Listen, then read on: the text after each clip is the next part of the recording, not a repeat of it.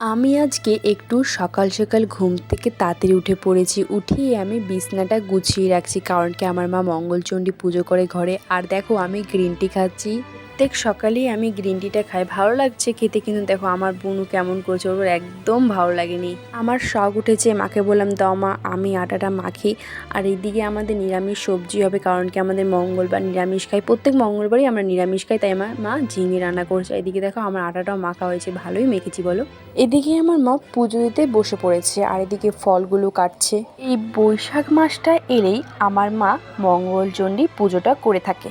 এই মঙ্গলচণ্ডী পুজোটা মাসে 4টা পড়ে বা কোনো সময় 5টা পড়ে, তো এবারে 5টা পড়েছে। এটা বাদ দিতে হয়, কারণ কি সেটা জ্যৈষ্ঠ মাসে করতে হয়। তোমাদের সাথে সেটা আমি অবশ্যই শেয়ার করব। মা যখন ঘরে পুজো দেয় বা যে কোনো পুজোই হোক না কেন, মা সব নিজেই একাই জোগাড় করে। মার আর কারোরই দরকার হয় না। আর প্রায় দেখো জোগাড় কিন্তু হয়ে এসেছে। আর